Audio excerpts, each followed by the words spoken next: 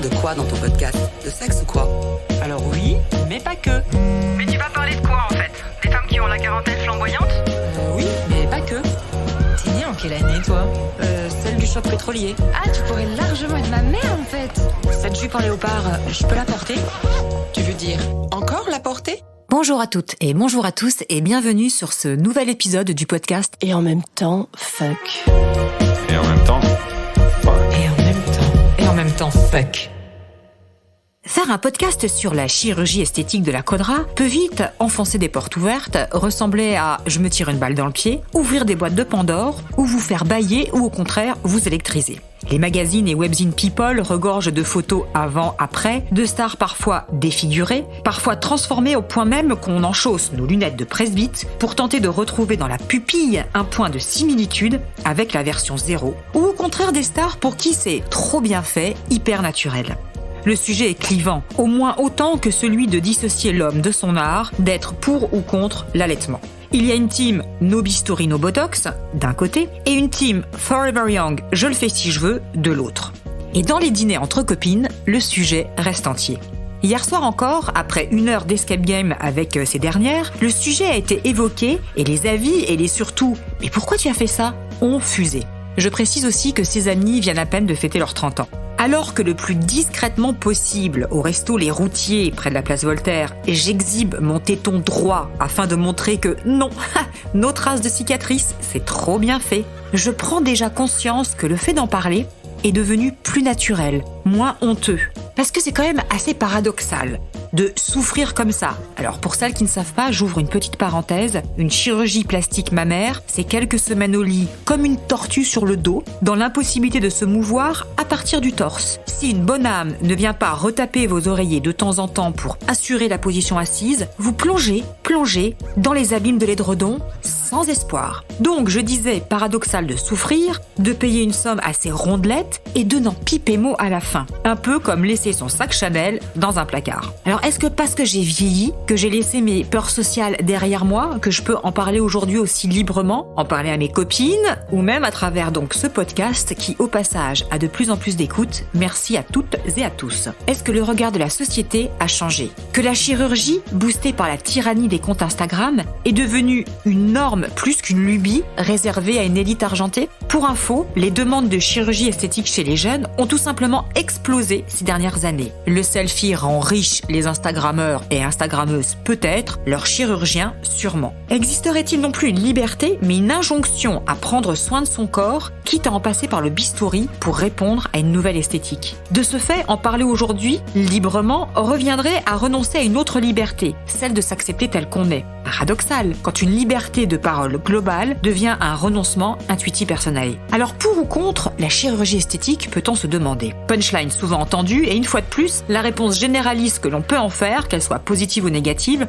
revient elle aussi à marcher sur les plates-bandes de la liberté individuelle, ce que je déteste. Ce soir-là, au resto Les Routiers, mes copines m'ont demandé « Mais pourquoi tu as fait ça ?» Alors attention, je suis pas non plus Pamela Anderson version 1. J'assume un petit 90B tout en finesse. Mais la question de Diana m'a fait réfléchir. Et à la réponse usuelle « J'en ai eu envie, point barre », j'ai répondu « J'en ai eu besoin à l'époque ». Pourquoi? Revenons 26 ans en arrière. J'ai 21 ans, un corps plutôt sympa. Des années de danse classique ont façonné un corps qui a tout perdu de ses traditions familiales, c'est-à-dire pas de sein du tout, des hanches très étroites, et on va dire un joli petit fessier, le tout sur 1m79. Bref, j'avais pas trop à me plaindre, et mes amants non plus. Puis, me voilà enceinte à 21 ans. Les 30 kilos à manger comme une ogresse ont laissé des vergetures sur les cuisses, les hanches, les fesses, tout mon entrejambe. Au lendemain de mon accouchement, ma mère me dira d'un ton désespéré « Je ne te reconnais plus, tes jambes sont devenues des poteaux. » Et que dire de mon ventre, cette chose flasque, striée de marques. Et si je perds seulement en quelques semaines mes kilos, il reste ce petit tablier sur mon pubis.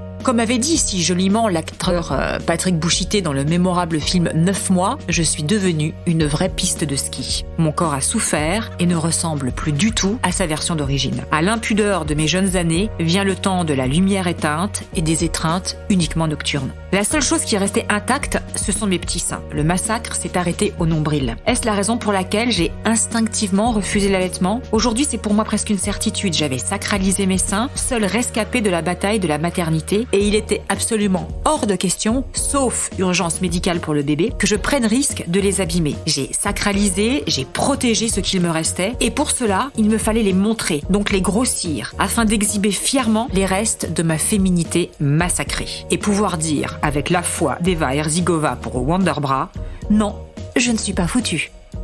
Et en même temps, fuck.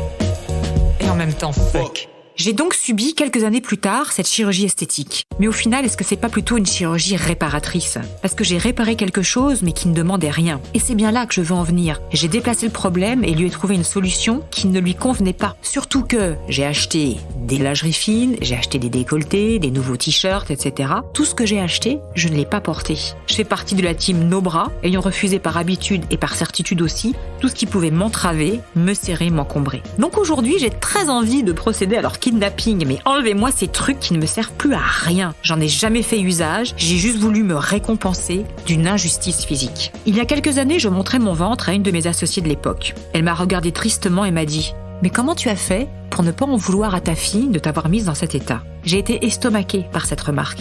Jamais je n'aurais pu faire supporter à ma cadette le poids de ce corps défiguré. Mais finalement, est-ce le cas pour tout le monde ? Plus ou moins consciemment, est-ce possible que nous en voulions à nos enfants de nous avoir fait basculer dans un autre monde ? Combien de fois d'ailleurs dit-on d'une femme qui n'a pas eu d'enfant vers 30-40 ans « Ah bah oui, forcément, elle a encore son corps, elle n'a pas eu de grossesse, elle n'a pas accouché. » On va réfléchir quand même sur le sujet. En attendant, que dire des autres chirurgies ? Pour moi, rentrer dans le process des chirurgies esthétiques, c'est un peu comme les tatous. On rentre dans une sorte d'addiction. Il y a une surenchère qui peut donner des résultats parfois tout à fait apocalyptiques. Pourtant, afin qu'elle soit réussie, je pense qu'il faut intellectualiser pour ce pourquoi on le fait. À quel besoin cela répond-il ? Et aussi, pour qui le fait-on ? À quelle souffrance psychologique veut-on apporter une réponse physique ?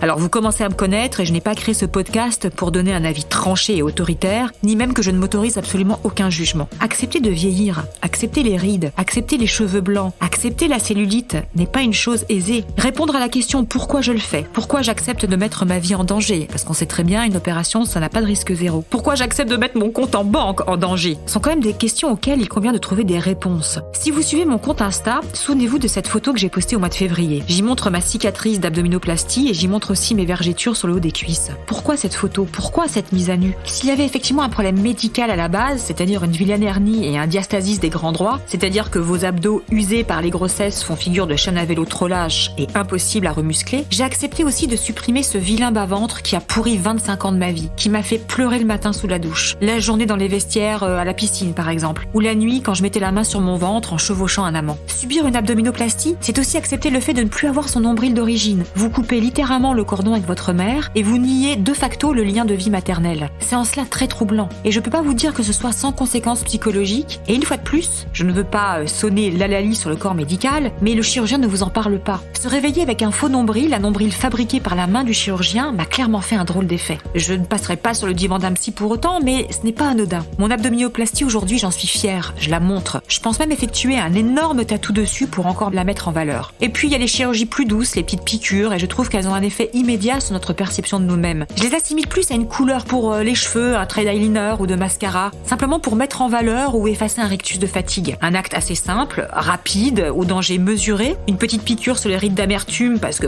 j'ai estimé qu'elle ne correspondait pas à ce que j'avais dans la tête, et puis celle de la ride du lion, très prononcée chez moi, et qui n'a d'ailleurs pas vraiment fonctionné. J'ai pris ça comme un signe, lionne, je resterai. Et puis le reste c'est moi, mes 47 ans, mon vécu, je les aime bien. J'ai d'abord analysé mon mental avant de m'attaquer au physique, et j'en suis restée là. J'ai en cela beaucoup d'admiration pour les femmes qui gardent leurs cheveux gris. En tant que blonde foncée, j'ai la chance d'en avoir très peu, mais je crois que je ne pourrais pas garder une tête toute grise à 47 ans. Et au fait, est-ce que vous avez vu des poils gris ou blancs sur votre pubis ? Parce que moi, j'ai eu un choc. Une amie, elle m'a parlé il y a peu aussi de labiaplastie ou nymphoplastie. C'est juste pas possible. En Grande-Bretagne et aux États-Unis, la demande explose chez les jeunes filles mineures. Donc, c'est même pas pour réparer une chatoune brisée par les « poussez, madame, poussez », mais juste la dictature du porno aux vulves parfaites et symétriques. Nous subissons. D'autant que ces opérations, j'ai lu, pourraient diminuer nos sensations et notre plaisir. Non mais ça va pas la chatte ? Bref, pour ou contre, là n'est pas la question. Mais ne pas céder aux diktats par essence éphémère, connaître le pourquoi avant le comment, se sentir belle avec des petits seins ou des gros seins, ne plus souffrir du regard des autres, bref, s'affranchir du regard social. C'est aussi une partie de ce que les féministes défendent et je les rejoins sur cet item. Force aussi est de constater qu'on réfléchit mieux sur ce sujet avec la quarantaine. Alors je rassure, c'est pas parce qu'on devient plus intelligente, mais simplement parce que l'empirisme est notre meilleur allié. Je nous aime les quadras, réagissez, transmettez et en même temps, fuck. Bonne semaine. Vous avez aimé mon billet d'humeur ? Likez, partagez et abonnez-vous. Et retrouvez-nous aussi sur le compte Instagram et en même temps fuck.